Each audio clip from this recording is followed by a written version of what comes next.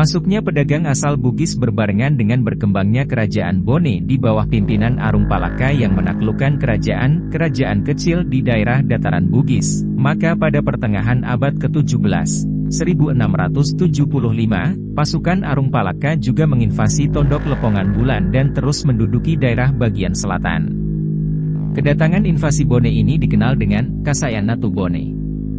Dengan masuknya tentara Arung Palaka dan pedagang Bugis, mereka pun menguasai sebagian besar Tondok Lepongan Bulan beberapa tahun lamanya.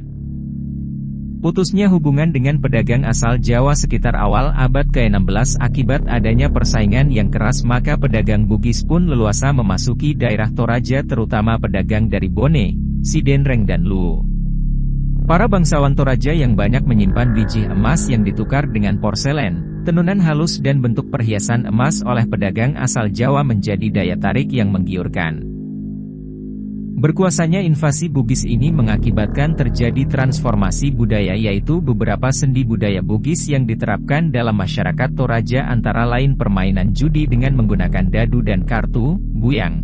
Karena yang telah dikenal masyarakat Toraja adalah silondongan, sabung ayam, dan siretekan, loteri. Maka judi dadu dan kartu kemudian mulai disukai oleh bangsawan di Toraja. Di samping menanamkan permainan judi tersebut, pengaruh dari Arung Palaka makin kuat dan ditakuti sejak adanya perjanjian kerjasama serta persekutuan yang diadakan oleh seorang bangsawan Toraja yaitu Pakila, Alo, atau Pembutu Bulaan dari Randan Batu, yang bersekutu membuka tempat-tempat perjudian dan dijaga oleh pasukan Arung Palaka.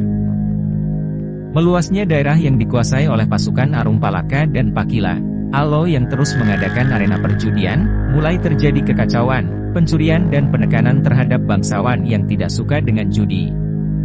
Hal ini berlangsung beberapa tahun sehingga menimbulkan keinginan untuk melawan pasukan Arung Palaka dengan terlebih dahulu mematahkan kekuatan Pakila, Alo. Ide perlawanan ini muncul dari seorang bangsawan dari Randan Batu yaitu Pongkalua. Setelah Pakila, Alo meninggal dengan cara meracuni, maka para bangsawan kemudian menyusun kekuatan untuk melawan pasukan Arung Palaka yang tersebar di Toraja.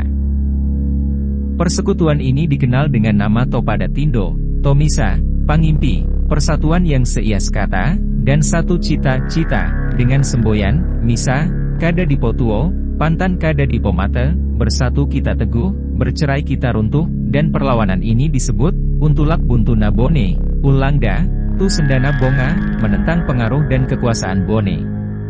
Persekutuan ini dipelopori oleh 3 orang masing-masing.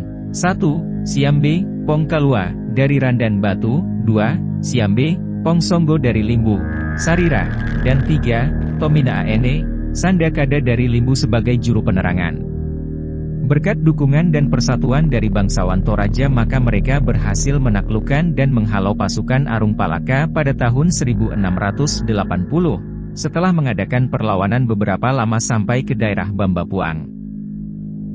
Sejak berakhirnya peperangan antara Topadatindo dengan pasukan Arung Palaka, maka dalam beberapa tahun tidak ada hubungan antara Tondok Lepongan Bulan dengan Bugis, Bone dan Sidenreng. Dengan putusnya hubungan itu maka muncullah seorang bangsawan dari perbatasan Tondok Lepongan Bulan di daerah selatan yang bernama Puang Kalbere. Ia mengadakan hubungan dengan kedua daerah tersebut untuk mempertemukan pendapat dan membuat perdamaian hubungan antara Tondok Lepongan Bulan dengan Bugis. Adapun perjanjian ini berbunyi, di Lenten Tallo, Tama Bone Tang Rasak Tang Beluakan Ana di Sorong Pindan Tama Lepongan Bulan Tang Ramban Tang Unapa, artinya, hubungan kedua daerah tersebut baik dalam segala hal yaitu orang Bone bebas keluar masuk ke Toraja, demikian pula sebaliknya orang Toraja tak akan diganggu jika masuk ke Bone. Pertemuan untuk mengadakan perjanjian tersebut diadakan di perbatasan Toraja dengan Bugis yaitu daerah yang bernama Malua, sehingga perjanjian ini diwakili oleh utusan Raja Bone dan Arung dari Sidenreng, dan Tondok Lepongan Bulan diwakili oleh pemimpin Topadatindo.